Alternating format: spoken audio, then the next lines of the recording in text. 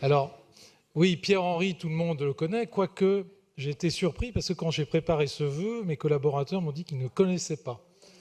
Alors là, j'ai pris un sacré coup de vieux. Je me suis dit, oulala, il faut s'arrêter vite parce que ça va plus du tout. Alors Pierre-Henry, pour en revenir à lui, on sait très bien que c'est le père de la musique électroacoustique, qu'il a vécu à Paris, il est né à Paris, il a habité dans une maison qui était dans le 12e arrondissement, qui est toujours dans le 12e arrondissement, mais qui va être détruite.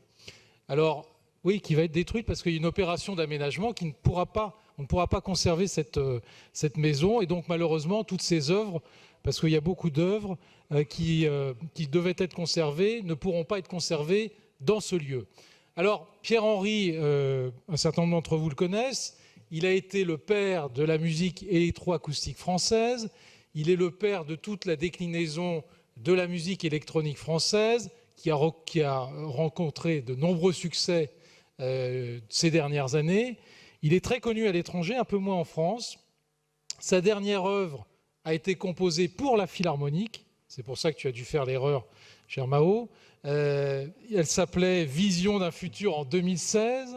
Effectivement, elle devait être jouée à la Philharmonique avant que Pierre-Henry ne décède en juillet 2017. Alors, je crois qu'il faut qu'on rende hommage à ce grand compositeur français, d'une manière ou d'une autre. Moi, je propose qu'il y ait une exposition sur toute la filière de la musique électroacoustique et électronique française. Ça peut être autre chose, à votre choix, mais je crois qu'on ne peut pas laisser passer ça, d'autant que sa maison va être détruite. Donc, il faut absolument que nous rendions hommage à ce grand compositeur de la musique française. Je vous remercie.